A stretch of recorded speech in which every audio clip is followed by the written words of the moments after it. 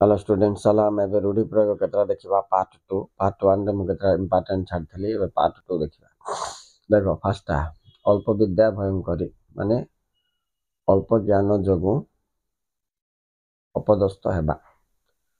2 number आकाश कुसुम माने कौन वृथा स्वप्न। 3 नंबर अपना सुना भेंडी बोले निज लोक अयोग्य। 4 नंबर उपरिमाल माने निर्दिष्ट आयु अधिक बा मागणा मिलवाटा बुझाए। ऊपर ठावरिया माने सारवतार अभाव बा गभीरतार अभाव को दर्शाए।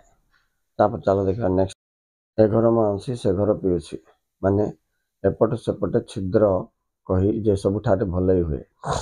नेक्स्ट हूँ एक घर किया माने समाज बाछिंद बोले अलग होता।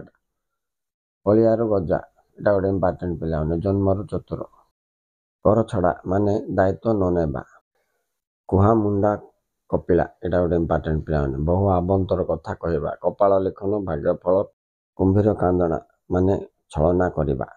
ठीक अच्छे नेक्स्ट देखा उपमंडुक बोले संकुचित परिवेश रे बढ़िबा। तापरे गोटे चावल गढ़ा माने अति सुंदर। गोबर गणेश गोटे इम्पोर्टेंट मान निर्बोध बा मूर्ख।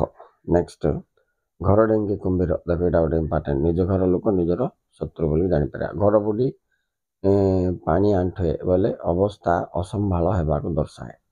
नेक्स्ट छुंची माची परीक्षा बोले टिकनिक करके अध्ययन करवा। नेक्स्ट जपामाली माने अति प्रिय। ये पिला नेक्स्ट जापर ओके स्टूडेंट्स ये केतक रूढ़ी प्रयोग पार्ट 2 रे तुमको कहली। नेक्स्ट पार्ट 3 रे आउ केते गुड़े रूढ़ी प्रयोग अल्प अल्प करके देखुवा। Okay students thank you very much for watching bye.